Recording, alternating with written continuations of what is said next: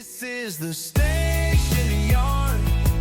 Real talk round the table, scars and all. From the first to rush to the long ride home when the sirens fall. Real firefighters, real conversation, laughing through the hard and the heavy on our hearts. Pull up a chair, lean in and listen. Every yarn's got a truth at its start. Welcome back to the Station Yarn. This podcast isn't about the hero stories or the highlight reels. It's about the people behind the turnout gear, the laughs, the tough days, station life, family life, mental health, and everything in between. Just firefighters having a proper yarn. So today we're sitting down with Steve Lambert, or I hear that you've got a nickname, Sooty. Yep. So we're sitting down with Sooty today to talk to him about his journey in the job and recently retiring. Mate, thanks for coming on. Really appreciate it. Getting your knock at the door last night gave me a bit of a shock, but hey, we're sitting down now, so appreciate that. Oh, no, thanks very much. So first off, tell us who you are and where you served your time in the job. Right, Stephen Lambert, got the nickname Sooty when I came up here. I started off as a volunteer in Mosgiel, a small town outside just south of Dunedin. Joined there when I was 17, carried on, then left school, had a couple of go nowhere jobs, decided, no, I'm going to try the fire service paid. Managed to get in when I was 20, still a volunteer. Carried on Dunedin for roughly 5.5 years and then transferred up to Hamilton. Mm-hmm. The idea was to get across to Tairawhiti because that's where my father came from. Right. And every time I tried to get in there, just couldn't. Came here and stayed. Been here ever since. I thought back in those days they just handed you a job. You know, that'd be like what, back in the 1930s, 40s, eh? Who told you to do that? Yeah, apparently the horses were just being phased out when I started. How long were you in the job for? 49 years and 5 months. Wow. I wanted to do the 50, but I wasn't feeling that well. And I didn't want to be one of those guys where people would hop on the truck and think, oh, no, I'm not working with him, am I? Can you put him in the back of another truck or something? You know, I counted on them. I wanted them to be able to count on me. So when I started breaking down, I thought, no, I've done my bit. As much as I don't want to leave, I owe it to the guys to feel safe when they go to a call because they've always made me feel safe. So I decided, yeah, this is the time, and pulled the pin. What was it? What was that like? You know, like so close to 50. I have to admit, to start off with, getting close to 50, it didn't worry me. Like I said, when I started, I was a volunteer. So was my father. And the amount of time that true volunteers put into it for just to help the service, just to help their community, and all the time they give up, you know, I take my hat off to them. And when I joined the paid staff, it wasn't for the year's service. As far as I was concerned, this is my job. It was like, you know, working in a bank. It's my job, and I'm getting paid for it. But my father passed away 8 months before he was due for his gold star, and with the UFBA and their rules, you must do 25 years before you can get a gold medal. And I understood that, so I thought, no, I will do at least 25 years for my father and for myself. And it just carried on. That's cool though, you know, especially doing it for your old man. Yeah. So when you moved to Hamilton, what stations were you at? Yeah. When I moved to Hamilton, there were just the two stations. There was a Central Station and Chartwell Station over beside Pirate Stadium. Oh, right. And it was, what was it, 14? No, it was more than that. About 20 years ago, they started up the Puketi Station, and then they built the new one where it is now for the Tarapa station. And I finished up out there.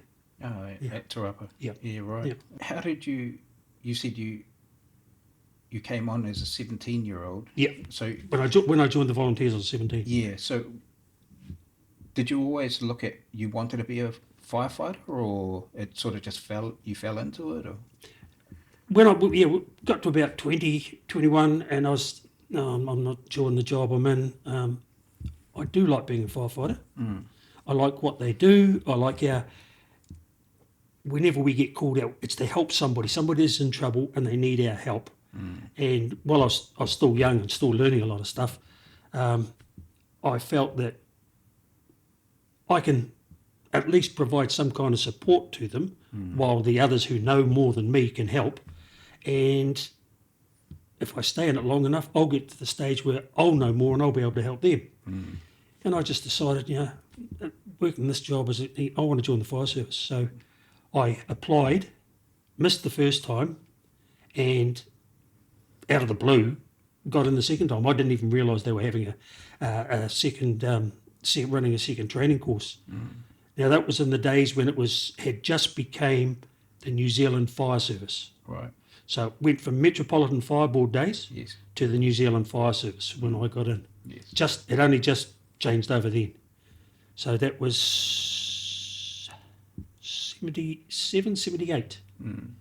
So this is me being such a youngin, I guess, in terms of service, but I thought that the Metropolitan Fire Board was just Auckland, but that was everywhere, was it? Yeah, and I was the same too. So you had the Auckland Metropolitan Fire Brigade, you had the Dunedin Metropolitan Fire Brigade, Right. Hamilton, Wellington, Christchurch. Yeah. Each council ran or looked after their own fire service, or they're part of the fire service.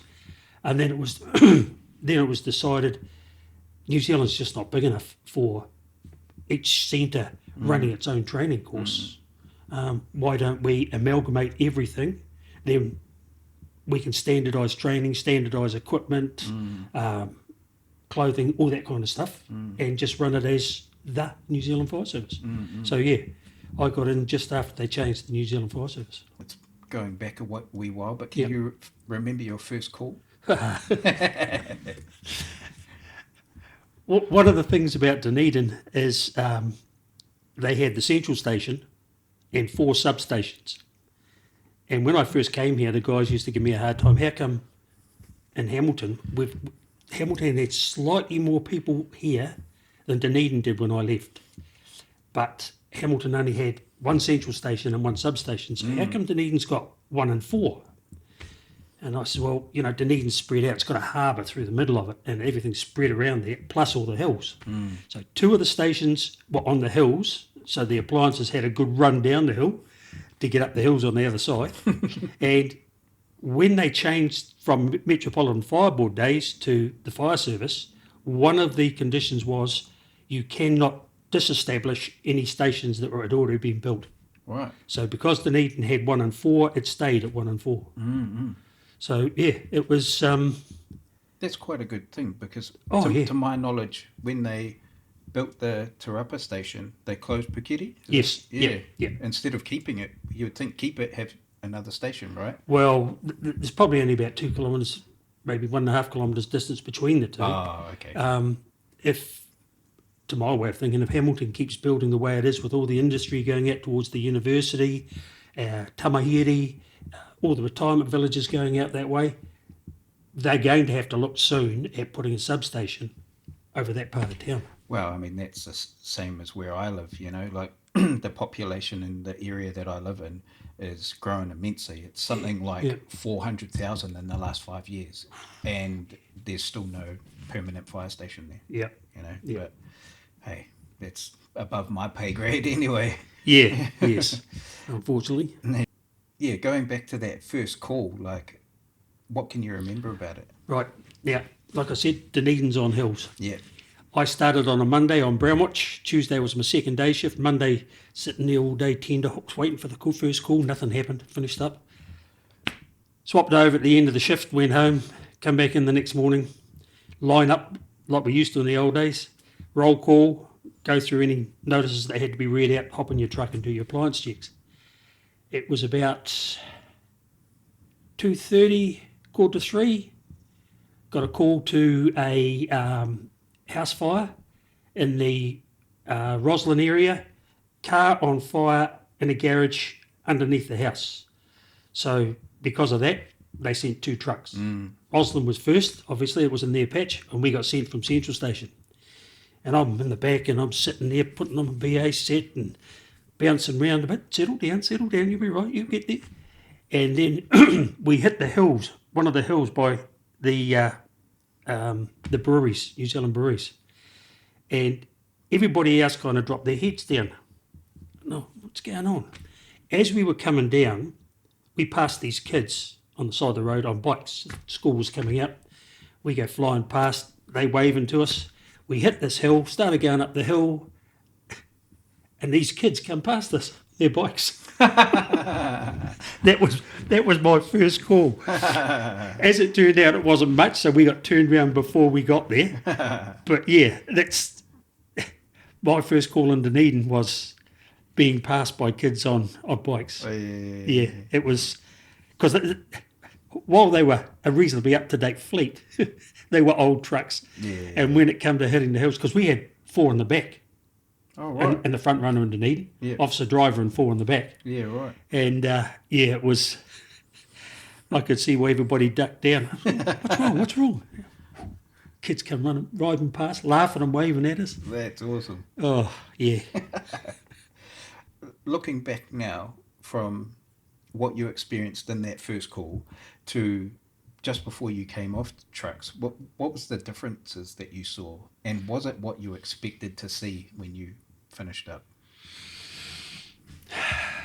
Man, that's a good question.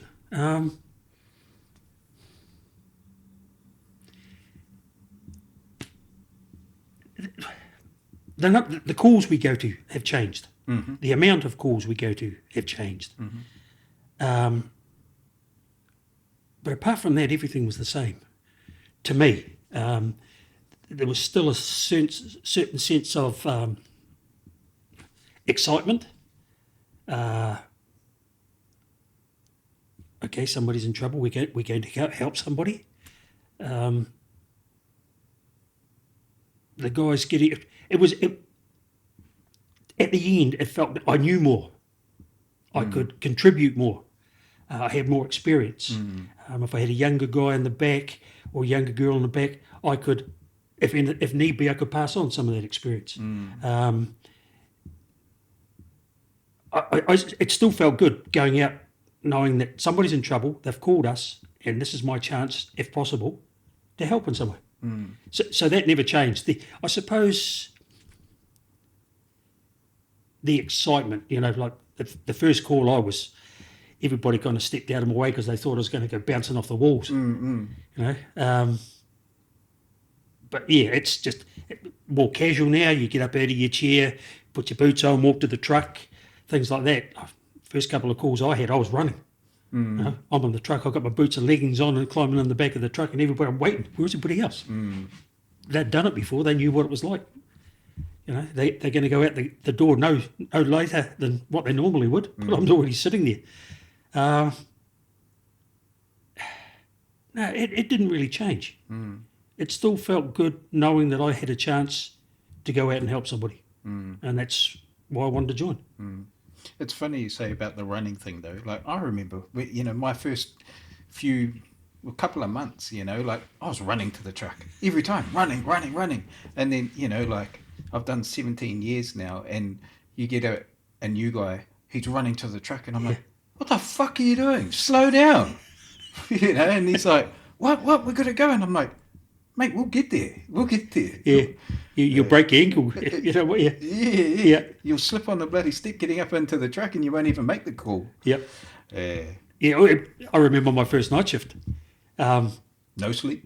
Oh, well, I actually did. I didn't mind the night shifts. I don't know why, whether it was because I'd been a volunteer and we'd get the odd night call. But when we finally got a call on my night shift, everybody kind of stood back because Dunedin had a dormitory. Oh, right. when I first started. Bring that back. And everybody kind of stood back and they were waiting to see me run past, and nobody wanted to step out and get knocked over by the newbie on his rush to get to the pole and get to the truck. Yeah. So when I kind of got out a bit more casual, they were a bit disappointed by that. Yeah, well, I was just talking to Ben, and we were both saying that, my first couple of months, man, I couldn't go to sleep. I was too excited. I was just like, we're going to get a call today. If I go to sleep right now, we're going to get woken up, But hey, it's all part of the experience, eh? Yep. What were the early days in the job for you like? Like learning the ropes and figuring out the station life and things like that. As I said before, we had the New Zealand Fire Service, and the way the fire service was run then was you started at 8 o'clock, 8:15 you had 8 to 8:15 you had line up, 8:15 to 8:30 you did appliance checks. Then you had you might have a few questions. Well, I did because I was the newbie and everything. So I had questions from the officer and whatever firefighter was looking after me for that day. He'd ask me about equipment and stuff. Then we had a certain amount of cleaning, of checking the appliances, servicing any gear that needed done. And between 8:45, 10 o'clock, we had to clean the executive officer's cars, the chief, the deputy, the regional commander if he was on station, and the dirtiest fire safety car. So we had 3 cars to clean. Oh, right. And that would be wash inside and out, vacuum and everything, and then knock off for morning tea, 10:15 back outside, and you drill till 12 o'clock, till lunchtime. And that was the same routine for the whole of the New Zealand Fire Service. So if I left Dunedin and went to Christchurch, I would be doing exactly the same thing in that first part of the day. After lunch, it was more drill, and then afternoon tea, it was cleaning up to 5 o'clock, and then your relief came on. Yeah. Night shifts were different. We had appliance checks till 6:30, drill till 8 o'clock, a break of 10 minutes, then you had cleaning till 9, and then you had tea. And then from 9 till the morning, your time was your own. You had to get out of, had to be, I don't know what it was in the rest of the country, but Dunedin, you had to be out of bed by 7 o'clock. Your bed space had to be tidy. You had to have, if your gear was dirty, your gear had to be clean, your firefighting kit had to be clean, and then at 7:30, if all that was done, you could go and have a coffee and wait for your relief. But they were very strict. There was no leaving before 7:45 in the morning or 6:45 at night. All right. So you waited till your guy turned up, and that's just the way it was. Yeah. When I came up here, and then it changed to Unofficially 7 and 6. Yeah. 5. Yeah. Hamilton was a big changeover, because when I started in Dunedin, we still had the black woolen bunker coats. Yeah. And I came up here and they had the silver Nomex ones. Yeah. So things were quite a bit different here. I liked it. It was very regimented in Dunedin. You knew where you stood no matter what time of the day it was, so that was good. Sometimes there were times here, what are we supposed to be doing now? And you'd be trying to rush around and catch up. But to a certain extent, they had that regimentation in Hamilton, but it was also slightly more relaxed. So it was easier to get on and do things. I mean, apart from the cleaning the boss's cars, but our day's structured pretty much exactly the same as that. Yeah. So that sort of routine-based work is, I think, it needs to be in the job, and it holds its place in the job. Yeah. Yeah, definitely. You mentioned your old man was a volunteer firefighter. Yep. But was there someone in the job who really helped shape you early on, or was it like just working off him that shaped you? Or no, I had because we lived in Mosgiel. And somebody mentioned it the other day with Carless Days. They not long after I got in the job, they brought in this kit thing for Carless Days. So. Oh, this is because of the whole petrol thing, right? Yeah. And they brought in this Carless Day scheme. So Dunedin tried to get guys living in one suburb of Dunedin or one part outside of Dunedin on the one watch. So they managed to get. There was 5 of us lived in Mosgiel, and we were all on red watch. So we'd have turnabout. It'd be my turn to drive for the week, so I'd go around and pick up the guys in the morning and drop them off, and we'd worked it out. So there was one at Lookout Point was the first station you'd come to. We'd go through, we'd drop Angus off there, we'd come down, shoot over to shoot around the hills, drop Roslyn off, drop John off there, come back down, and the rest of us were in Central, and it was just opposite way on the way home. And then somebody else would have a go, and that would be their job. So the 2 guys I was with, Chris Noakes, senior firefighter, and Dave Marsh, station officer, they had a lot to do with shaping me when I started. They had a lot to do. And all the guys were good, but Chris was out in Mosgiel, and I'm doing this today. What are you doing in your day off? Come around and give me, and it's just the things his whole attitude at doing things. Because he was one of the each watch down in Dunedin had a senior firefighter that was in charge of the equipment store, and he was very much a hands-on guy, getting things fixed. And I picked up a lot from him.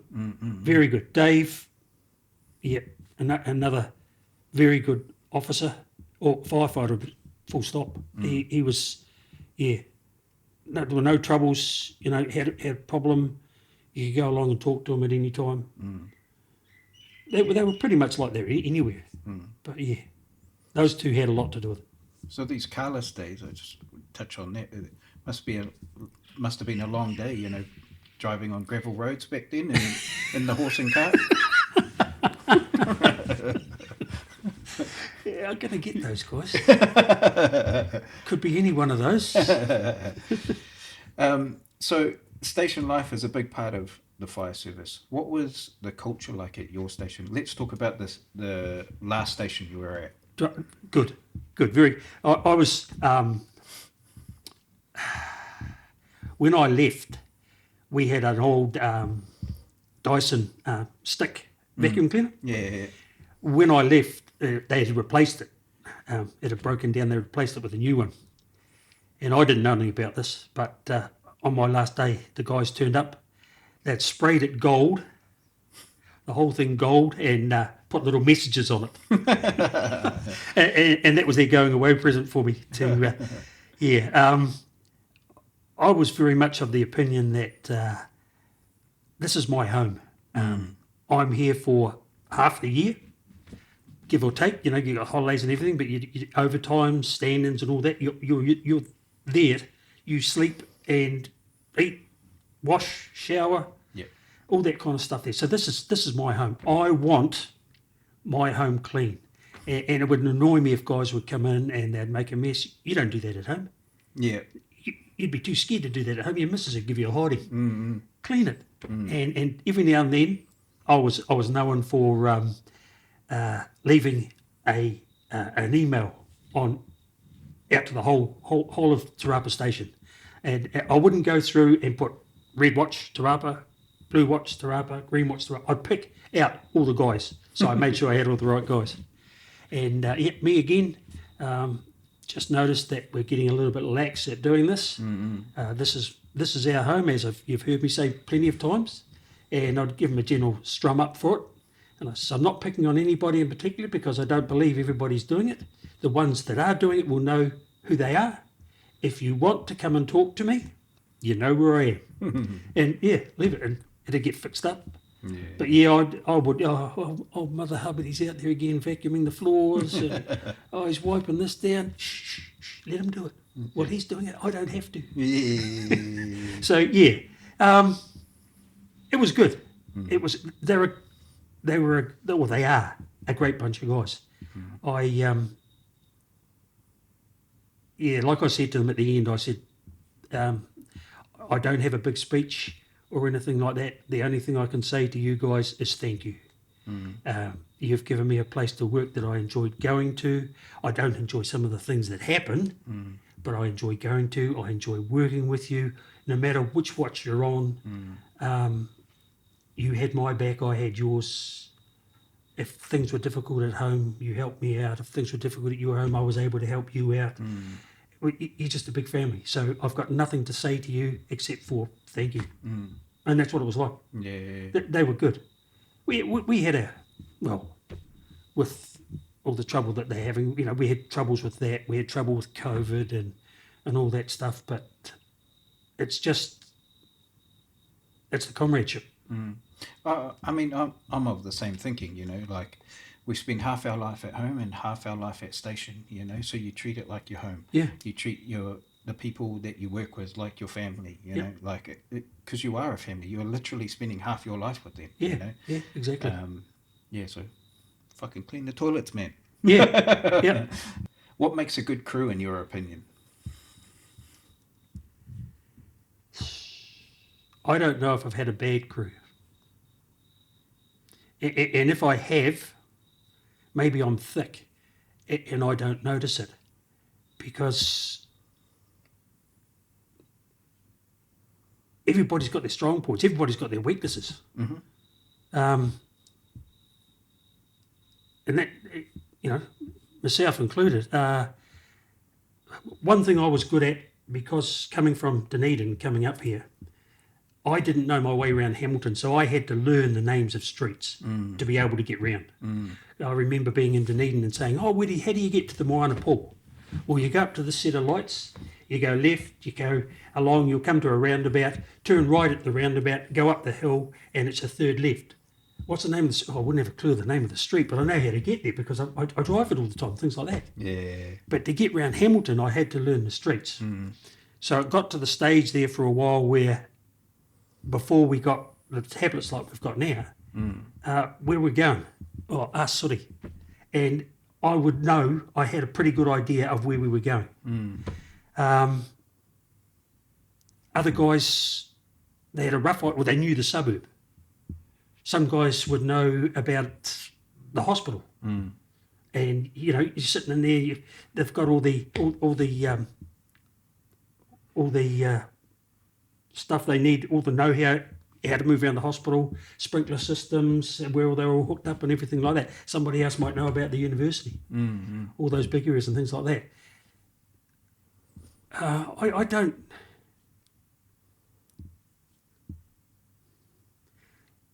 Now, I really don't know if I had...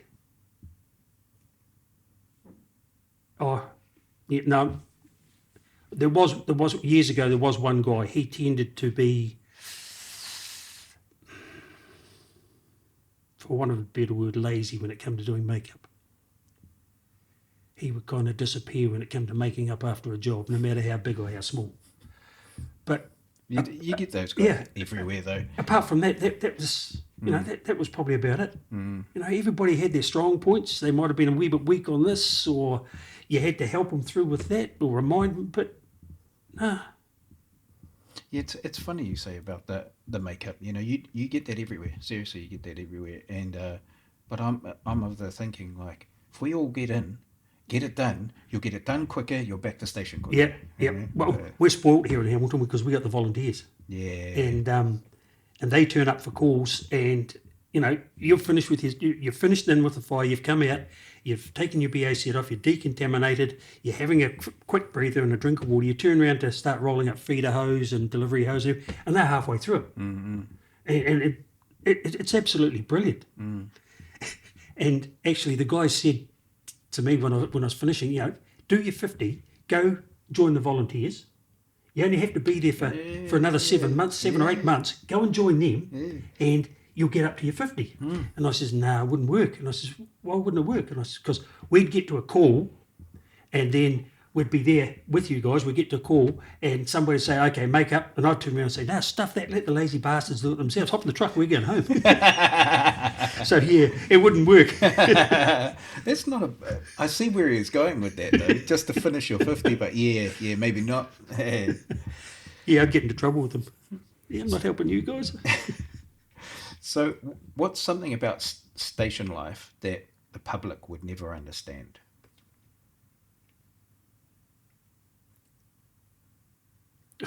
the fact that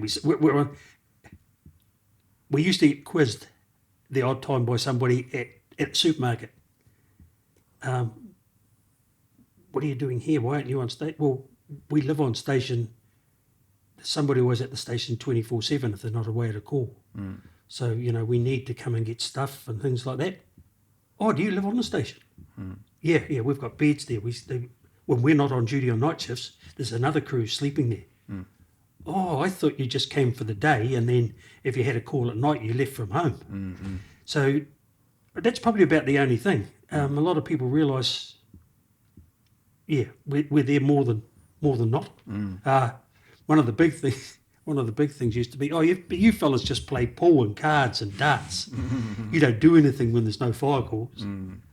But Well, one of my things was went to the supermarket one day, and we go as a crew. You never go by yourself, and we're in there in our uniform. And this lady was like, "Oh, is there a call?" And I was like, "No." And she was like, "Oh, why are you here?" And I was like, "Oh, we're just getting stuff for dinner." And she's like, "You have to buy your own food for dinner." And I was like, "Yeah."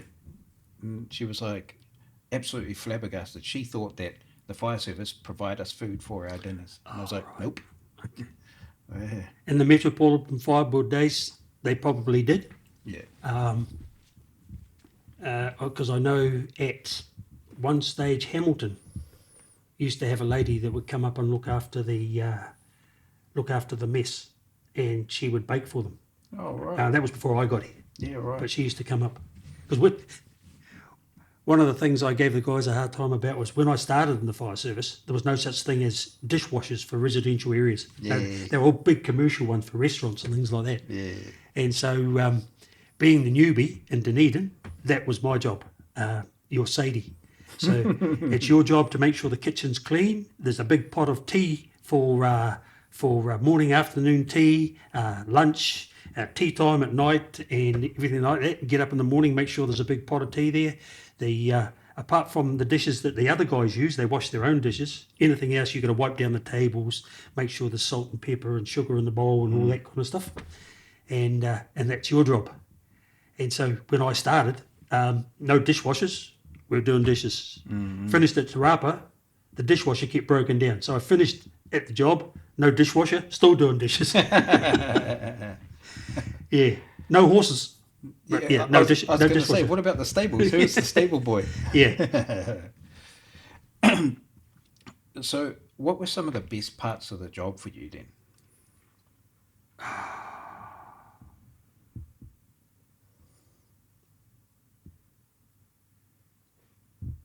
The whole thing. Look, there were bad calls that you didn't. Just the best part of the job was the guys I work with, not the people I work for. The guys I work with, and helping. The two main reasons. Well, in order is, I'm going out to help people that need help because they're in trouble, and the people I work with. That's yeah. And was there ever a moment in the job where it really hit for you? You were like, "Yep, this is why I'm here, and this is why I do it." Yeah. There were a couple. None in Dunedin because I wasn't there long enough, but there were a few in Hamilton. We had the Empire Hotel fire years ago now, and we also had there's the Empire Hotel fire and 3 motor vehicle accidents that always hit me. That those 4 calls are the ones that that always, if I'm down in the dumps or something like that, for some reason they always come back round. Just those 4. They're probably the worst ones. There's always something about them I remember. Yeah, right. That annoys me about them, that the way they turned out, the way they happened. And unfortunately, all the people that suffered in those 4 calls had nothing to do with the accident or the fire. Right. But it's just the way it was. And were you around for Tamahiri and stuff like that? Yeah, I was sick. Yeah, I was actually supposed to be doing a stand-in that day, but I swapped with somebody else. And I was sitting at home and looking out the window. I was just making a cup of tea for the wife, looking out the window, kitchen window, and oh, that doesn't look good. She said, "What is it?" And I said, "That's smoke. That's not just a rubbish fire. Look at it. Look how big it's getting. It's black. It's, yeah. Okay, I'm off going into town." And by the time I got in there must have been at least 7 or 8 more other people that had come in. Our pages hadn't gone off. Nobody had rung or anything like that, but they'd just seen it and come in. And, we actually had an executive officer, ex-executive officer, Dave Forbes. He used to be the deputy here, then he became the chief. And Dave was too good for that side of the fire service. He was at the Countdown, Woolworths at the north end of Anglesey Street with his wife, and he saw the smoke. And he had just come out. She told me this afterwards. They'd just come out and they were putting all their groceries in the boot of the car, and he looked up and says, "Oh, we'll have to be quick. My boys need me." He wasn't even in the job. He'd left. He'd retired. Wow. But that's what he was like. My boys need me. And he turned up. He fronted up the station. What can I do? Wow. Yeah. Yeah, that's good. Just like that. He didn't know what it was or anything. He just saw something. Had to be a fire, and he turned up. So, just for the people that are watching or listening, if you're comfortable with it, like, can you tell us roughly what the gist of Tamahere was and how that went down and what happened? Right. It was best I can say, it was a chemical. They were using a chemical that there was no listing of it. We didn't know it was in there. They unfairly give one of the guys here a hard time for it because he was caught in the blast when it went bang.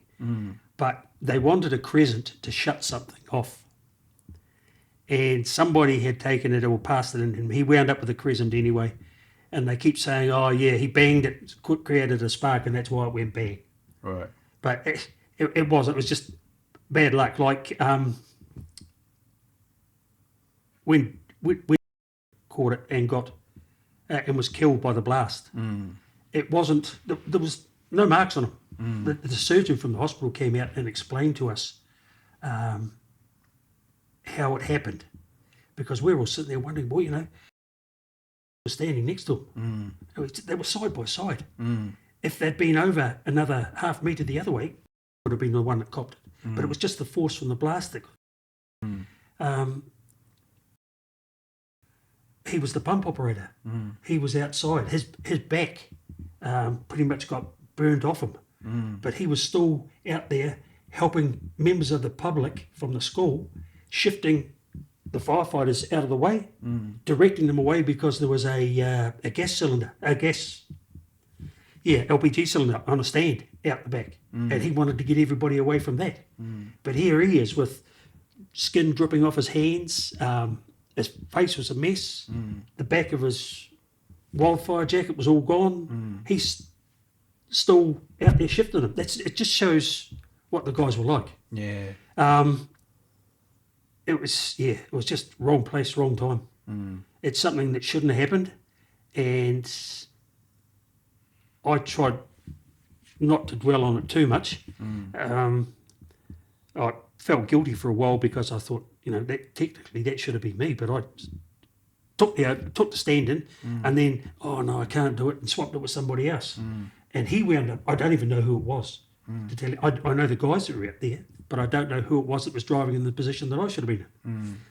So, yeah, there's a little bit of guilt involved with that, because as much as I didn't want it to be me, it to a certain extent, it should have been me. It just didn't turn out that way. Well, the reason why I ask is because, like, we always take big learnings from the big ones that happen, and that was obviously a big one that happened down here. So, yeah, they were using either a gas or a liquid that they shouldn't have been using in the refrigerant side of it, and shit went sour. Yeah, there was no warning of that's what was there. Yeah. I don't know if it would have made a hell of a lot of difference if it was. The guys might have not have been inside had they known that that's what was there. But because there was no warning of what it was, they get there, there's nobody there, the bells are ringing, something's leaking, can we shut it down? And that's when it turns out. Yeah, right. Do you still think about the job now? Yeah, I can be sitting at home and listening to the trucks going across the bridge, going down Tarapa Strait, hear the air horns. I always say to myself, go safe, boys. Be safe. It's not something that's easy to get to you know, I'll finish with the fire service, that's it, I'm out. I'm gone. I mean, obviously, I haven't reached that point, but I always do wonder if there's or if there should be a phasing out period, you know. So it's not just because you're so embedded in this job, you know, it's like we've said, it's half your family, half your home, you know. You're embedded in this job, and then you retire, and that's it, you're gone. You know, I feel like there should be like a phasing out period, or you know, something that you can still be involved in, and then you know you slowly phase yourself out, or something like that. Well, I kind of had that because of the way the Holidays Act went and everything, and all the leave you can accrue with service leave and statutory holidays and everything. I had a number of days left to me, and my plan was I was going to reach this date, and that was going to be it. Cold turkey, straight off the edge, I was finished. But one of the other guys said to me, he says, what are you going to do with your leave? I says, well, I was just going to hand it in and get paid back, get a lump sum for it. And he says, why don't you do it like this then? Go in, do your 2 days, take your night shifts off, or do your first day and your last night. Yeah. And go through that way. Yeah. And I thought, okay, that because that gave me about, doing it like that gave me almost a month and a half of going in, doing the odd bit, and plus I was still able to do an overtime in between that didn't affect Blue Watch. So I was able to, since I was off the books, I was able to do it. It had to be the better way to do it than the way I had planned, because it's like you said, I've phased myself off. Well, and you're effectively, you've built up this leave, and then you don't even get to use it, you know.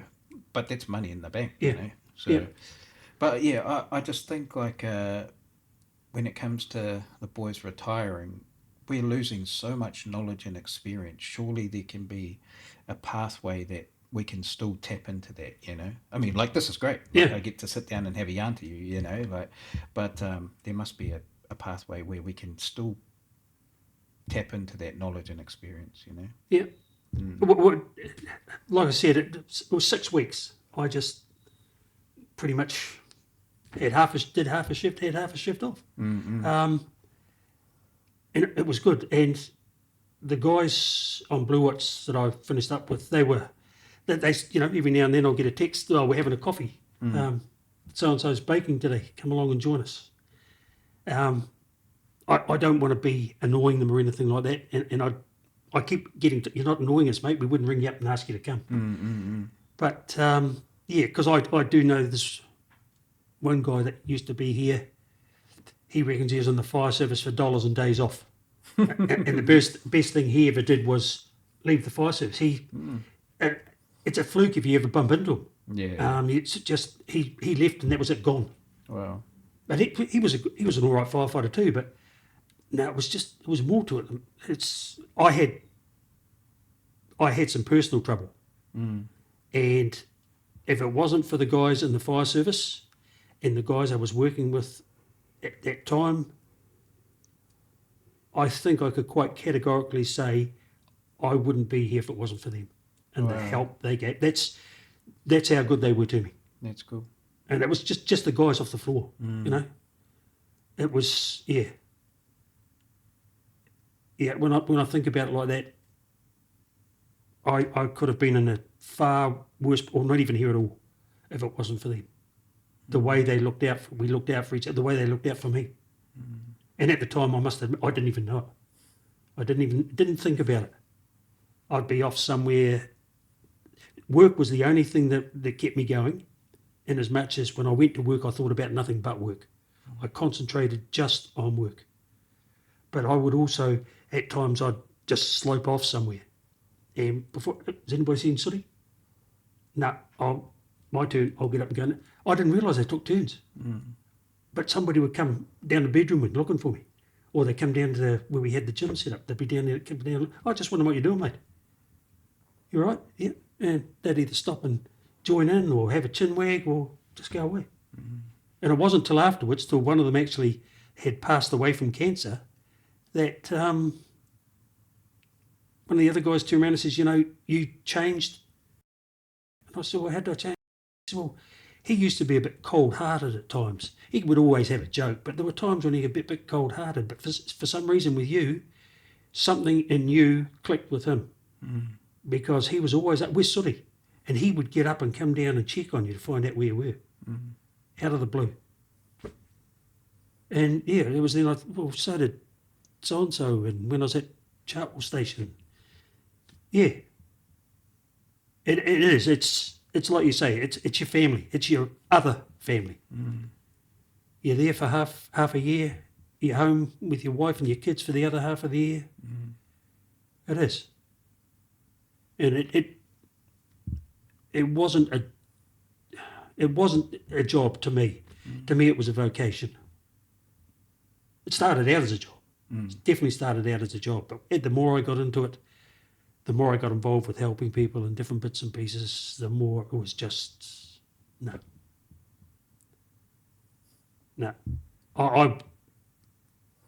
If it wasn't for all this political stuff that's happening and everything, I would recommend this job to, well, I can think, I actually stopped a young lady once who's was security at Te Awa, and she was helping people. The alarm had gone off. She was helping people out, and she was running around doing bits and pieces plus her job. And after we'd finished, I went over to her and I asked her. I says, "I've just been watching you." She must have been a bit creepy, actually. I've just been watching you, and I've been watching the way you've been dealing with the public and things like that. If you're not keen on this job, if this is not your number one job, have you ever thought of joining the fire service? You strike me as the kind of person that would be good for the fire service. You look to be reasonably fit. I don't know whether you are or not, but you look to be fit. You've got the right attitude to help. I don't know where she went. I says, look, if you ever want to, call into the fire station. Ask for me or any of the other guys if it's something you think of doing. I don't know where she went to, but yeah. But if it wasn't for all this other rubbish that's going on, yeah, it's definitely was the job for me anyway. Yeah. So obviously the job has some tough moments. So just what you were talking about segues into this pretty good. Without going into anything that you're not comfortable talking about, how did you deal with the harder jobs personally? The first one, which was the Empire Hotel fire, I didn't deal with that very well at all. I kept it to myself. When we turned up, I was on the second truck. The annoying thing about when I first started in Hamilton, there were a couple of places they showed us going around doing topography, getting used to the city. And the Empire Hotel fire was one of the ones they pointed out. And everybody said, we get a call here, there was going to be loss of life in it. And it was, how long had I been in the job? I've been in the job for quite a while then. And anyway, it was when we got the call, we come out of the station, ooh, something's burning. We're coming down the road, coming up toward the where the Founders Theatre used to be. Got to the roundabout there. Oh, yeah, definitely got a call now. You could smell this. Got there, got into King Street. Come around the corner, bang, yep. We got a call, and there'll be persons reported, sure enough. Anyway, they had ladders out. They were getting people down from balconies and off roofs and things like that. Some people that had jumped. One guy was being looked after by a police officer. He'd jumped out the window. I was first one on, I think, through the front door. For reasons, I thought I saw somebody still upstairs, and the only thing I could think of was got to get up there. And of course, if it was going that bad, I just, that's all I thought of, was got to get up there. So I did a cursory, I wet everything down on the ground floor that was going, went through to the kitchen because I knew they had gas in there, so made sure there was no gas leaking or fire burning because of gas. Squirted everything down, came back out and started to go with the hose reel up the stairs.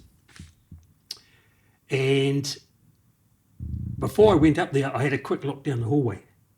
Now, I followed the line from the smoke from where I went in, and the smoke went up on a slope towards the exit door at the far end. So I thought, right, if there's anybody in these rooms, it's going to be these two rooms here right side by side, because the V started just at the doorway and went up. And if there's any smoke in these two rooms, these are going to be the worst two. So one was locked, but I managed to push it open. In there, it wasn't that smoky, but you could see that there had been smoke in there. Everything was starting to get black. It was pretty hot. Nobody in there. Went to the next one. It was open. Went in. Yeah, it was just a wee bit less than the first one. Looked at the others. Kept thinking about, got to get upstairs. No, that's even, if this is the worst one, that's less. By the time I got to the end, it'll be nothing. So shot back, come back, got upstairs, got up there, was having a splash around, squirt around, and I still wasn't on the right floor. That was only the first floor. Started to run out of air. So I came back down, told them what I was doing, why I was up there. By that time, another two guys had come up with their delivery and came back down. Went back out, changed my cylinder, was having a breather, and they put down the siren. And so, of course, oh shit, what's wrong? Jumped up, went to the window. Now, everybody's out.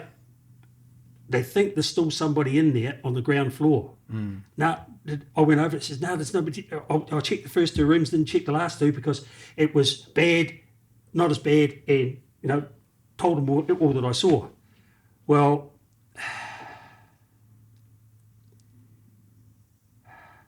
got to the, went in the last room, and there was a young girl. She was mentally and physically handicapped, and they gave her the last room, so if anything was wrong, she would be able to come out the door, fall to her right, hit the bar on the door, and the door would open and she would be outside. That's where they found her.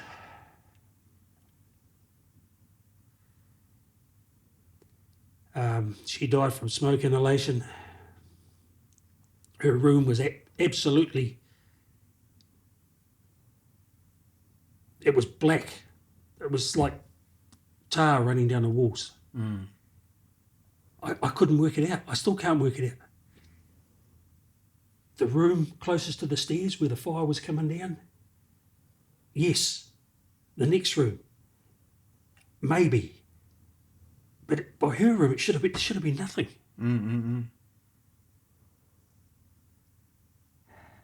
But it was like her room was the worst. Sorry, I still feel it took a while.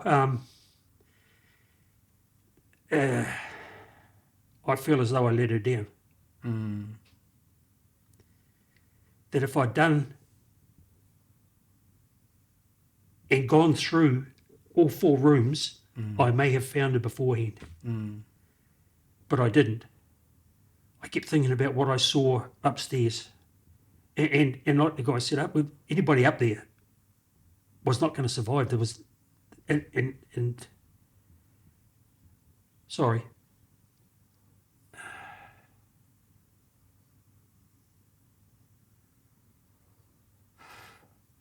Yeah, so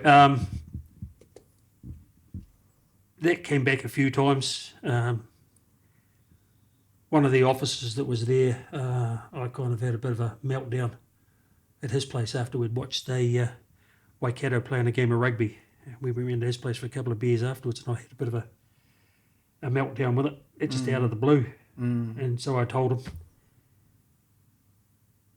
And he says, Dad, what you've described to me is I would have been thinking the same thing. Totally. It just, and nobody,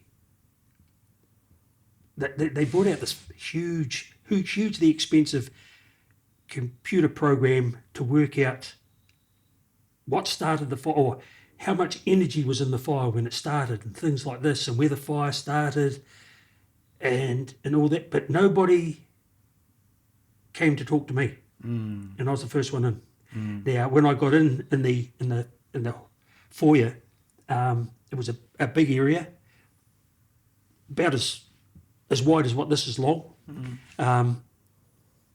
I went through the floor in 3 places, just up to my knee. 1 foot went through, and afterwards, when we finished, it looked as though where I went there was like a track, like petrol. No, we'd had a cleaner in, cleaning the carpet. No, you didn't. He doesn't clean the carpet like that. And each place I went in was where this track was. They reckoned it started in the office part of the foyer. I still say bullshit to that, because it wasn't going the way they said it was. I walked past that part to get into the kitchen. Yes, there was paper burning, but not like they said it was.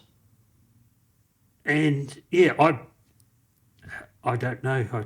My worst thought was perhaps something had been done to that girl, and that was the way they were covering it up. But then it still didn't explain why everything was in her room. Oh, yeah. Again, talking to a couple of guys that were there and having that meltdown with that officer, talking it out, my other family helped me. As they did with the other 3. The other 3 were motor vehicle accidents.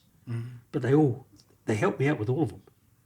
And I'd like to think that some stage I've been able to do that with somebody else. If that was needed, I was able to go along and just be there and be a shoulder to cry on, somebody to talk to. Yeah.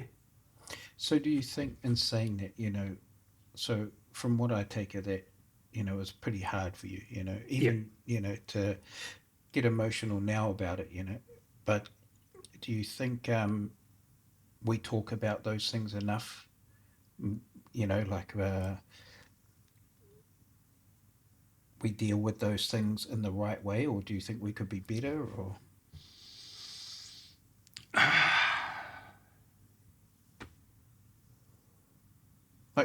Actually, do you think you've actually dealt with it even to this day?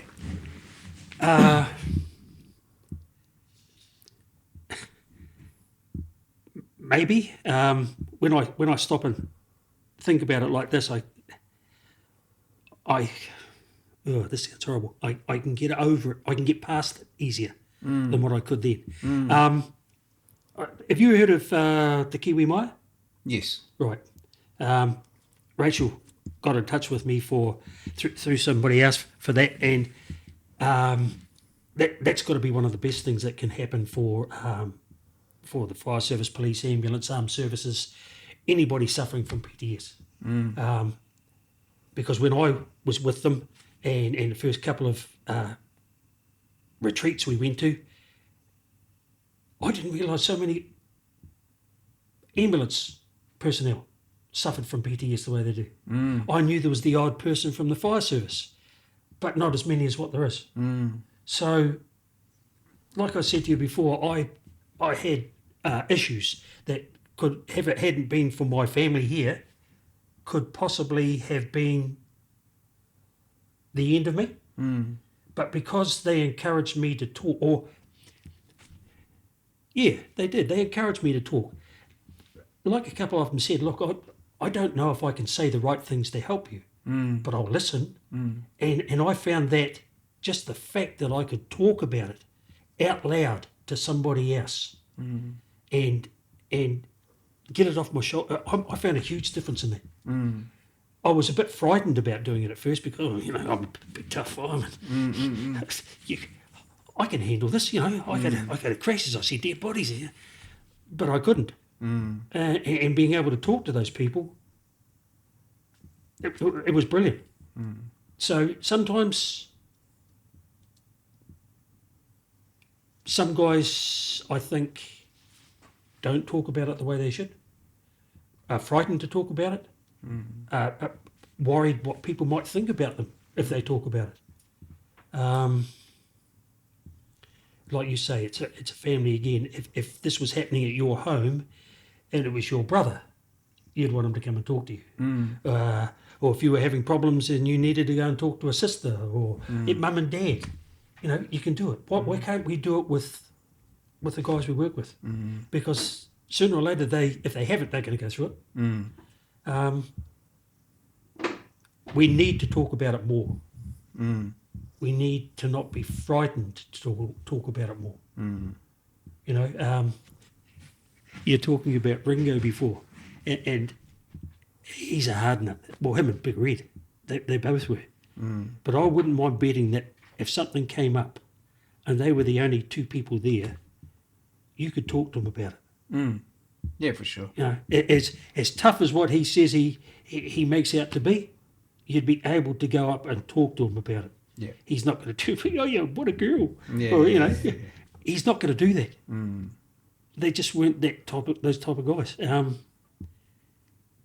And Te Kiwi Wire is probably one of the best things that's going to happen to emergency services, armed services, and the help that they're going to be able to give people. Because of the few times that I went along there and spoke to them, you just, you feel good. You don't feel alone, and you feel listened to. And I think that's the biggest thing. Yeah. Well, that is, Yeah. like, especially, I feel like the way that I come into the service, it was shut up, sit down, do what you're told. If you're faced with something, you suck it up, harden up. Yeah. But sitting around yarning to the boys about it, going and seeing somebody and talking to them about it, Yep. fuck, it helps. It does. We had an executive officer here, Blair Kiley. He, I don't know if it was him alone, but he had organised for some of us to go and see a counsellor. And I think Rochelle might have been one of the ones in with that as well. But this counsellor, him and his business partner, I think the two of them, they were two great guys. It was just, I'm not going to a counsellor. I'm a big, tough fireman. I've still got to take medication for depression. And I realise now that I've got to take it every day of my life. But I'm okay with that now. It took a lot of doing because I just refused, out and out refused. But I soon found that if I don't, I'm in trouble because I go down. And for the sake of one tablet, I could carry on doing what I was doing. I could help people and be with the guys that I enjoy being with, give them shit and everything. It was just, Going back to Dunedin, I just thought of a little story that we used to have, how I said about how we used to have these rosters and timetables. And on Saturdays, you'd work from 6 till 8, and then you'd knock off at 8 o'clock instead of Monday to Friday, you'd knock off at 9 o'clock. So Saturdays, you'd knock off at 8. And check your trucks from 6 till 6:30, go through, check your equipment and everything. And it was raining this Saturday night. So upstairs lecture room, topography. Oh, no. And like I said, my topography in Dunedin was stinking. Anyway, we get up there and I sit down. Newbie in the front. Oh. So I'm sitting in the front. Everybody sits behind me. The duty officer hops up the front, stands up as his lectern, opens out this map of Dunedin, looks up, says, right, I expect you to know every street in Dunedin. Oh, for God's sake. Well, that's pretty easy in Dunedin. There's only 2 streets, isn't there? Yeah. One for the horse to come in, one for the horse to go. I expect you to know every street in Dunedin. And at this stage, we had a guy called Shorty Williams, and he had a day off job where he would deliver Ernest Adam cakes to all the 4 squares and everything. Oh, yeah. And he was absolutely fantastic with his topography. And of course, they're all sitting behind me. Yeah, we know every street. We know every street. Firefighter Lambert, do you know every street in Dunedin? There's no way I know every street in Dunedin. Senior Firefighter Noakes, do you know every street in Dunedin? Yes, sir. Firefighter Williams, yes. Senior Firefighter Anderson, yes, I know every street in Dunedin. Would you care to tell Fireman Lambert where every street in Dunedin is? Yes, off Musselburgh Rise, 3rd right. There is an every street in Dunedin. You got Musselburgh Rise, 3rd right. Every street. 3rd right, 2nd right. Well, it's one of the 2 anyway. But yeah, there is an every street in Dunedin, so yeah. Oh, that's gold. That is gold. Thanks, fellas. So when we come back next week, I expect you to know all the streets in Dunedin. Oh, so you're sitting there looking for All Street. Where's All Street? Yeah, no all street. Just every street. How did the job affect your life outside the station? Like, you got kids and... Yep. First marriage never worked out. We had 4 children of our own, and we adopted one, so we had 5 kids. That didn't work out. My next relationship didn't work out. It appeared at the time my limit, or my duration period for relationships was 9 years. And then I met my wife of present time. We've been together for almost 22 years. Oh, I was going to say, please don't tell me it's coming up to 9 years. No. We've been together for almost 22 years. Apparently I stalked her. Oh. It's not the bloody security guard from the... No. No. She was a waitress, cocktail waitress at one of the hotels in town. They had some guys from Rotorua had come over to do a course, and they were staying there. And one of them, Mania Durham, rang me up and says, we're over doing this course. Come out with us. Call in and have some tea, and we'll go out and have a few drinks. So I called over on the Wednesday night, and they'd been busy and got held up with a few things, and they'd only just sat down for tea. And I says, no, don't worry about it, mate. What about tomorrow night being your last night? Yeah, well, we're definitely finishing early on Thursday night. So, call in, and when you're finished, we'll go uptown and call into a bar and play some pool or something like that. So we called in there, and they'd finished their tea. We went through to the house bar, and we were having a few drinks. And this girl come through, and she went behind the bar, and they were talking to her, and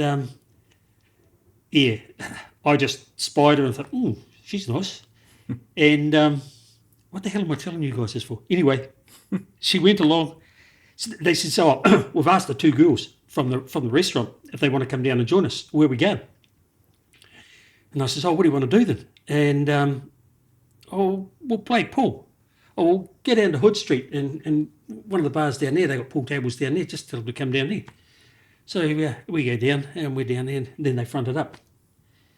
And we were playing pairs, and Mania turns around to Melissa, my wife, and says, you play with him. And we're playing, and then you, the other girl, you can play with him, and the loser has to buy the next rounds for the guys they're playing with. And I turn around and I said, I hope you can play. And Mania says, don't take any notice of him. He's like that. Just give him shit back. Don't take anything from him. Anyway, we were playing, and it was her shot. We were both using the same cue. It was her shot. She played, and I came up for my shot. She handed it, and let's go, and it falls on the floor. And they go, hey, that'll teach you, and everything. I went and asked that night. I went and asked her out, and she said, no thanks. And as it turned out, for some other reason, I bumped into her again later on, and I remembered her, and she didn't remember me, but I was wearing a T-shirt we had made for one of the Fire Brigade rugby tournaments. Okay. And so it had the Fire Service crest and Hamilton Rugby on it. And that's all she saw. And I says, I went and said hello to her. And she said, oh, hi, how you doing? And I says, look, I know you said that you don't have a lot of things to do here because you're new to Hamilton, but me and a couple of the guys are going to go down to back down to Hood Street to the to one of the bars and have a drink. You want to come along afterwards? She says, oh, I might do. I've got nothing to do. I'm due to finish up here in about an hour. And I gave her one of my cards. I can't remember what I had a card for. But anyway, I gave her one of my cards. And I said, give us a ring. And she did.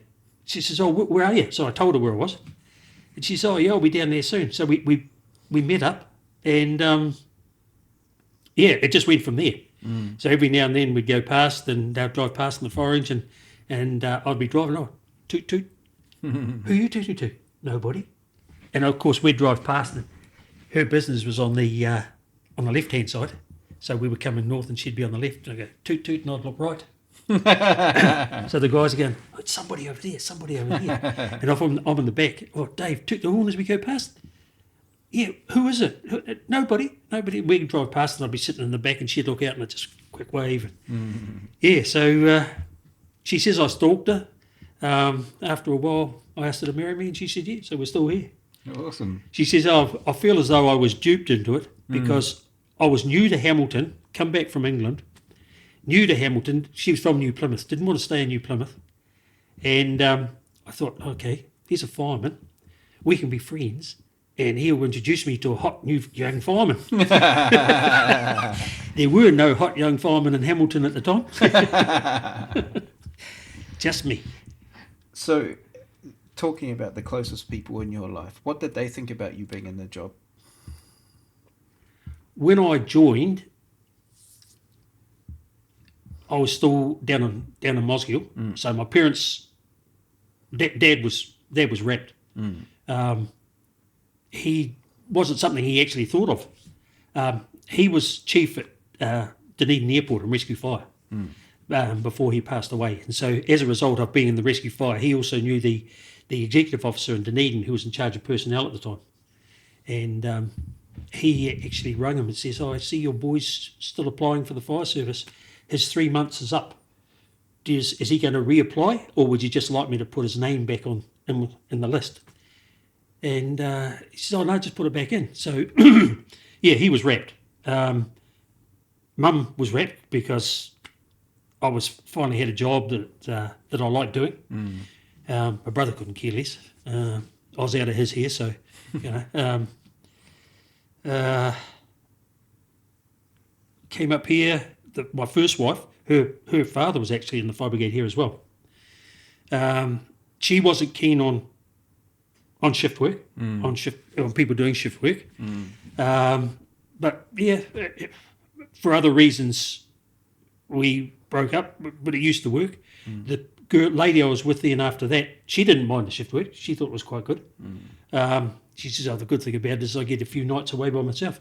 And Melissa, my wife now, her father used to do shift work at Methanex down in Taranaki. So she's always known shift work. Yeah, right. Yeah. In fact, the most annoying thing was when I stopped doing nights, oh God, now I've got to put up with this 2 nights. I've got to put up with it every night of the week. Yeah. Oh, so it means I've got to be careful about how much wine I drink. So yeah, because in 2 nights you'd finish off a bottle. No, you're not having all of that. Yeah, you got to share. Yeah.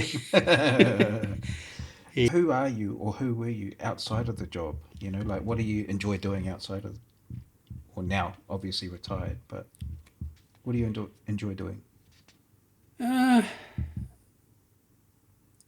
One thing I miss about the fire service a lot is I was 98.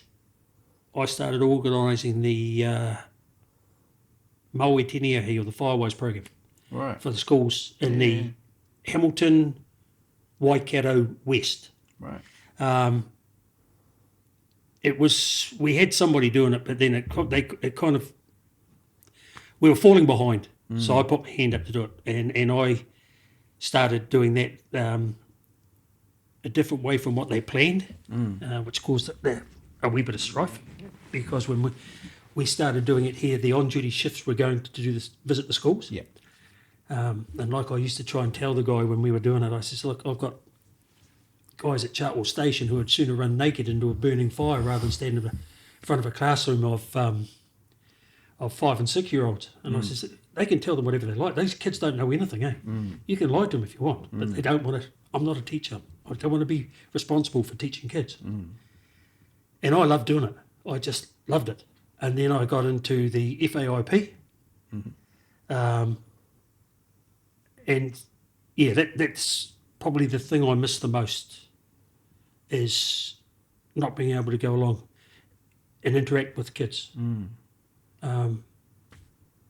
Yeah, like it got to the stage where towards the end of it, schools were ringing me. Oh, it's about time we had so-and-so from Insole Primary. It's about time we have Firewise, isn't it? Funnily enough, I've got you down. It's every other year. I've got you down to be notifying you. You should actually be getting a letter in a couple of days' time if it's not already there at school. And yeah, they used to ring me. They'd email me. I'd bump into them up the street and we'd talk. And yeah, when they changed it all round with this one of the new restructurings, I lost all of that. So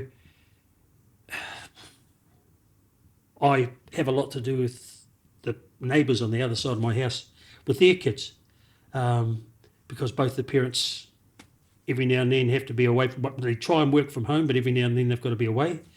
So I'll be there when they get home from school, or the youngest boy when he gets home from school.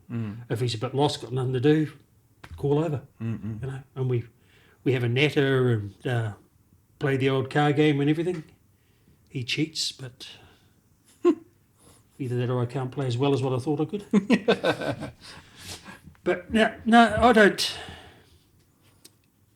I like to think that if anybody was to ring up and wanted a hand with something, that I'd, especially now with all the time I've got, I'd be able to go and help. Apart from that, no, I don't. It took me a while to get used to not going to work. That took a while, even though I think I took the better way of leaving. 49 years of 2 days on, 2 days off, I was still getting up at the end of it and going, right, I've got to get the lawns done and I want to get this done before night. Oh, that's right, I don't have night shift anymore. So I can take my time doing that because I've got all day. Or, no, I'll leave that. I'll do that on. I don't have night shifts anymore, but so I can do this today because I don't have a day shift. It took a while to get out of that routine I'd been in for 49 years, and realising that hey, I can do this in 2 days instead of just rush it through and get it done in 1 day. That was a wee bit tricky. I'm getting to it now, but sometimes I'm a bit lost. I've learnt how to binge watch the odd the odd program on TV. Like I said, the guys still invite me in for a cup of tea. Although I do make it hard for myself because I always used to make it the rule, even if one of the executive officers called in, just for a natter, like Matt used to call in. Biscuits? You bring biscuits? You coming in for a cup of tea? Where you go? Over to the service station, grab a packet of biscuits, come back. Yeah, if you're coming in, you're bringing biscuits. Yeah. How have you found retirement so far then? At the beginning, I was lost. Yeah. But yeah, it's better. I'm finding things to do. Like we're doing renovations on the house, so there's little bits and pieces to do with that. And I've always said to the missus that, you're still working, so this is my job now, which the guys at work think it's only appropriate that I do, that I clean and because I used to give them such a hard time. So, if they ever call over, if we find dust in your house, you're in trouble. I call around there and see them. go in and join them on Mondays and Fridays. Things are more relaxed. I do think it's something that we need, not all of us, because like I said, some guys can just switch off when they go out, when they're finished. But I'd say there'd be a majority of guys that need something to help them with as they try and work their way from it. What don't you miss about the job then? Politics. Yeah. Politics. I started, like I said, when I started, it had just become the New Zealand Fire Service. They were still doing negotiations about, and this is when it came up about, you cannot disestablish stations that were established in the Metropolitan Fire Board days. You can't turn around and make Dunedin one central station and 2 substations. You can't do that because they're used to having 4. So that's the way it's... So they were getting through all that. I started on a rolled over contract. I stand to be corrected with that. Went 49 and almost 49 and a half years and finished on a rolled over contract. I probably spent more time in the fire service on a rolled over contract than a current one. Yeah, right. And it's not right. No. And I think one of the things that bugs me is, and I put it on a something that I did on Facebook about when it came up about Kerry Gregory being resuscitated after he had a heart attack. Most of the guys, when it was the Fire Service Commission, all of them except for one, which was a government appointee, were firefighters at some stage. You didn't come in and go straight to the top like you could do with the armed services. You can come in and do a captain's course, become an officer. You started off as a probationary firefighter and you went through. But when they get to that fence, they climb over the fence, some of them just forget what it was like. Not all of them. Not all of them. In fact, I would say less than half of them. But the ones that seem to get to the top, they forget. Like I remember with, what's his name? Doesn't matter. Because the only other way I can think of explaining it to it wouldn't be good. Used to play rugby against them. Used to play as flanker for Southland, the fire service team. I can remember when he was a senior firefighter and then become a station officer. Brendan Nelly. Yeah. And how he's changed since he became the deputy. Another one from Dunedin was a senior firefighter. How when he was a senior firefighter, he was one of the most outspoken union advocates at the time. And the things he wasn't going to do if he ever got the chance. When he got the chance, I bumped into him again here at Hamilton when they were starting to develop the command units. And he came through on one of the working groups. Didn't realise who it was at first, till one of the guys says, oh, that's so-and-so and so-and-so and that. Oh, Stu, how's it going, mate? Steve Lambert, Hamilton. Oh, right, yeah. No, I've got to go. Bumped into him the next day because I went home and I thought about all the things he'd said. And as it would happen, we were in negotiations again. So I went and saw him the next day and I said, oh, all these things you were going to do when you became an executive officer, how's that going? And he just walked off. It's annoying. You know, when they were firemen, firefight guys had their backs. And I don't know how they can do it. I dare say there are bad firefighters. Guys might think I was a terrible firefighter. But my years in the fire service, no. I'm hard put to find, apart from that guy I told you about who had a bit of a lazy streak when it came to making up hose and things like that.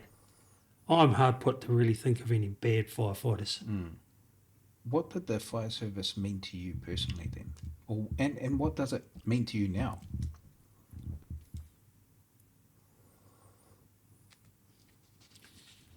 boy, these are great questions. What it meant to me? Again, I just harp back. I was able to help. I was able to be there when somebody needed help. They don't call you up to say, I'm having a great day, you want to come over? I'm in trouble. Yeah. I can't get in. There's a pot smoking on my stove. I've run off the road. I need a fire brigade. They are in some different degrees of trouble, but they are in trouble and they need your help. They need somebody's help. And just the fact, and it took a wee bit to get used to it, but just the fact that I was able to be there to go and help. Like when I joined, my father talked me into joining as a volunteer because in Mosgiel, it was turning up, most of the firefighters were getting work further and further outside Mosgiel. So when they had no pages then. So when the fire siren went, there was a call. So And just smoke. Yeah. Smoke. Yeah, smoke signals. Yeah. And depending on the colour of the smoke as to how bad the fire was. So he taught me, and my brother and I had grown up with him being a volunteer and everything, and he said, we are really short of people to man the truck during the days. How would you like to join the fire service? Become a volunteer? You serious? Yeah, I am. He said, you know what it's about. You've been out there when we've had family days and had our Christmas parties and everything. You've been along to watch us do the competition runs. You've rolled up hose for us and things like that. Would you like? Well, think about it. Think about it. I've mentioned it to the chief, and these guys were, they weren't just volunteers. They were drinking buddies and everything. Okay then. But I'd have to get permission to leave school. So they went along. They okayed it with the hierarchy at Dunedin Central. They went and saw the education department. They went and saw the headmaster at the school. And I must admit, neat, I'll get out of English class. I hate English. In 2.5 years, as a volunteer firefighter and still being at school, 1.5 years, I never once had a call during English. Every other class. But never during English. So, that was pretty much just to make up the numbers and be there. Because we got a call, and if BA set was, you had to be, it was a specialised thing then. Yeah. So it was pretty much shipping a standpipe, running feeders, getting the ladder or first floor ladder off, getting a toolbox out, doing things like that to start off with. That's all it was. Putting down a salvage sheet when they come out from using their BA set and that kind of thing. But then after a while I started to realise, you don't go along, we're having a party, come down and join it. You're going along when people need help. Yeah. And I'm able to help. Yeah. I'm 18, I'm 19 now, people need help. I don't know everything. But I can go there and at least do a bit of comforting, at least. Or because of something we've done somewhere else and something that one of the other guys showed, I now know how to do this to help them. And that can only get better. So, just being able to help somebody that's in need. I remember days when I'd see people with a flat tyre on the side of the road. Now I'll pull over and stop. Give you a hand, mate. No, it's all right, I got it. Okay. Yeah. Simple little things. Somebody's struggling to carry groceries to a car. I don't know whether I would have done it or not, but I'll stop and give them a hand. All these little things. And I suppose some of them are big things too, but they are to some people because it's in their hour of need. But to me, it's just I'm able to help, and I get a buzz out of it. With the experience and knowledge that you've had from being in the fire service, if you could go all the way back to day one, what would you tell yourself? Enjoy it. Get in there and learn from it. Enjoy the people you work with. Yeah. I was first, like I said, first day I was like a cat on a hot tin roof, wait for the bells to go off, running around. What do I do now? Just what he said. Clean the car. God, what do I do after that? Drive it down there, clean it, bring it back up, open the doors and vacuum it, just like it was your car. Okay. What do I do when I'm finished? Oh God. If you finish that quick, do another one. Yeah. You're doing good. You can only do good. And like I've told other people, I don't know anything about being a fireman. I says, look, when I started, as far as they were concerned, they wanted you to know firemen went to fires, they help people in their time of need, they will teach you everything else. They don't expect you to know how to work a pump, how to wear a BA set, how to put up a ladder. They will teach it all to you. All they want you to do is learn and use it. So, yeah. Best station meal you've ever had?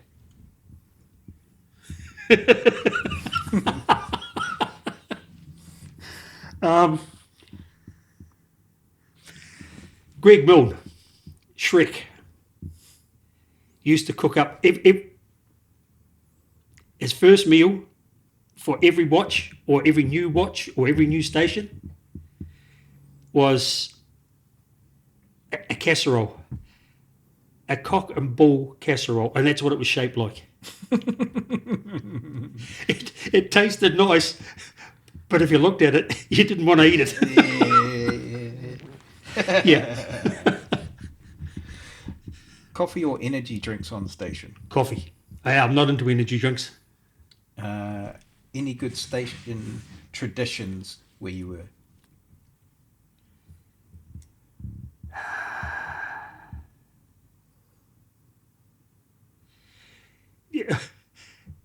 Yeah.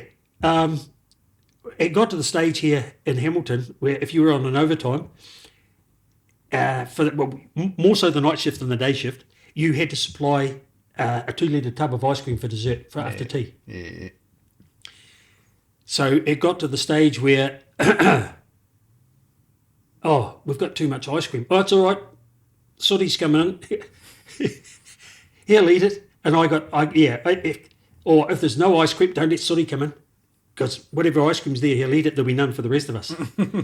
Yeah, because as it happened for the first couple of strikes out on the street, I'd go into Hamilton Central, and at 11:30, I'd shoot straight upstairs to the mess, open up the freezer, and make myself an ice cream.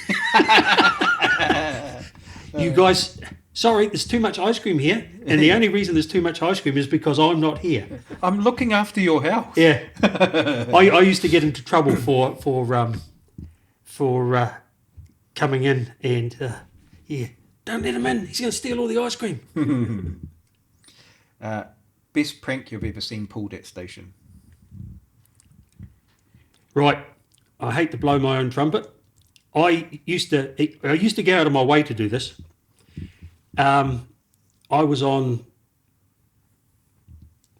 Red Watch at the time, and I would go in between my night shifts and strip down the bed of the shift. Sorry, I'd go in between their night shifts. Sorry, strip their bed down, fold it all up army style. So we had counterpanes. So the counterpane would be put over the bed. Sheets would be folded all nice and neat. The grey blankets would be all nice and neat, and then their pillow would be on top. And so they'd have to make their bed again for the second night.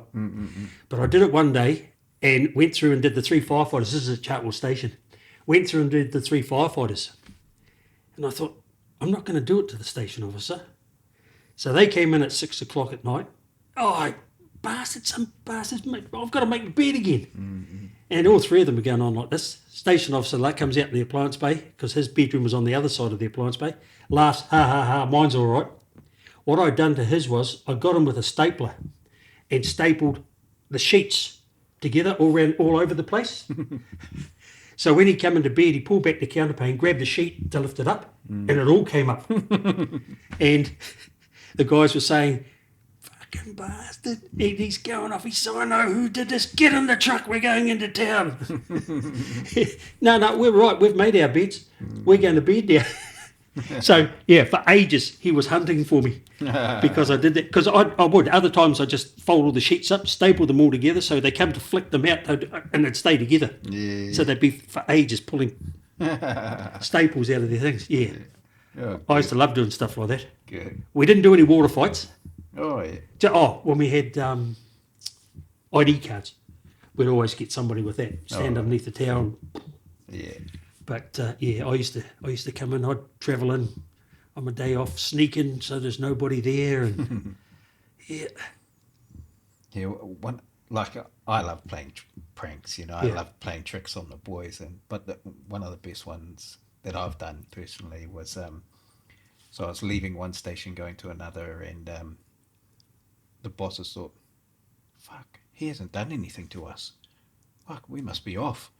Little did they know, I got up at like 1 o'clock in the morning, and I'd wrapped their cars in Glad wrap. So they're like, "Oh, well, sweet. Fuck, we got away pretty lightly. He didn't do anything." And I'm like, "Sweet, later, boys." Drive off, and then I stop and wait up the road, and they come out to their cars, go to get in there, and they're like, "Fuck!" Yeah, it was good. That was good. Brilliant. Yeah. Yeah, I wish I'd thought of that. Right. So, what's the most underrated piece of gear on the fire truck?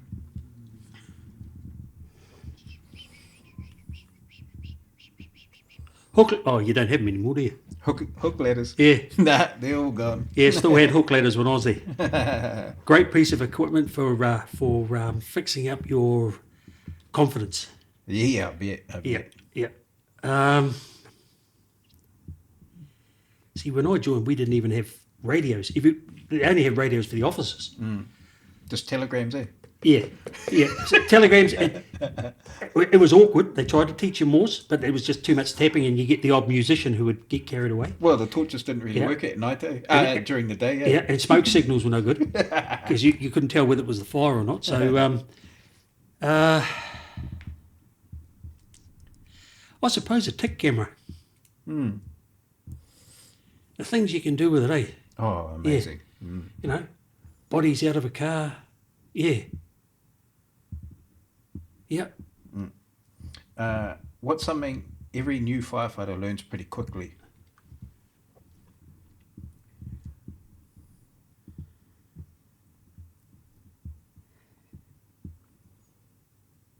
Oh, one thing I can remember was don't answer back. yeah, for sure. Yeah.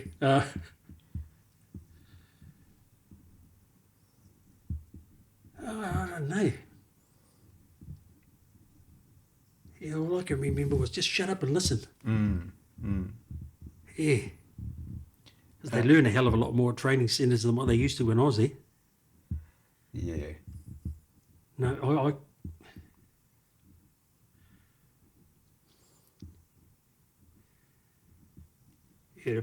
to me it would be just, listen. Listen, because if you don't listen, you're going to get caught pretty quick. Or keep your mouth shut and don't start spurting off about something you're not 100% sure of. Yeah. What's one thing that makes a great firefighter?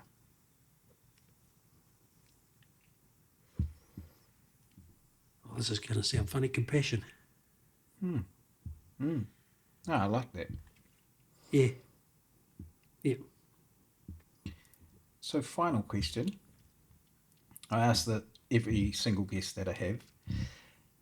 Looking back on your career, was it the best job in the world? For me, yes. And why? Again, I was able to help. I was able to do things to help people when they needed help. I worked with some of the greatest guys that I probably would never have met. some proper idiots. I did, yeah. I did. I don't, apart from the bad times, they were there, but yeah, it was just to be able to help. It was the best thing I ever did. I was in the territorials to start off with as well, and I almost joined the regular force engineers because it's only the engineers that can become full-time firefighters in the army, and I almost joined them till I got back to Dunedin, and I'd been away for 3 months doing whole-time training, and the guys, and in that time they had 4 new guys start, 1 on each watch, so I had to introduce myself to them, and which was funny because I felt like an old guy, and I'd only been there for, not quite 4 years, but here's me introducing myself, and I'm a rebel, and the other guys come up, Lambert, where you been? We thought you'd left, and things like that. It was just catching up again. It was, yeah, the best, for me, the best job I could have had. Definitely. Yep. The people you meet, the things you get to do, the things you learn. Yeah. The help I had when I didn't know I needed help. My workmates, the whole lot. Like I said, when I said to the guys at the end, thank you. Thank you is all I can, I don't know how to put it any other way. Just thank you. That was it. Well, Yep. I want to say thank you. Not only for coming on the podcast, but thank you for your service. Like 49 years in the job is no small feat, and it's a lot of time, your time that you've given to your community, whether that be in Mosgiel, Dunedin, or here in Hamilton. So I really appreciate your service, and thanks for coming on. My pleasure, mate. Definitely my pleasure. Cheers. Thank you very much. All good. This is the station yard. Real talk round the table, scars and all. From the first due rush to the long ride home when the sirens fall. Real firefighters, real conversation. Yeah, we're stitching up the brave and the scarred. Pull up a chair, lean in and listen. Every yarn's got a truth at its start. At its start.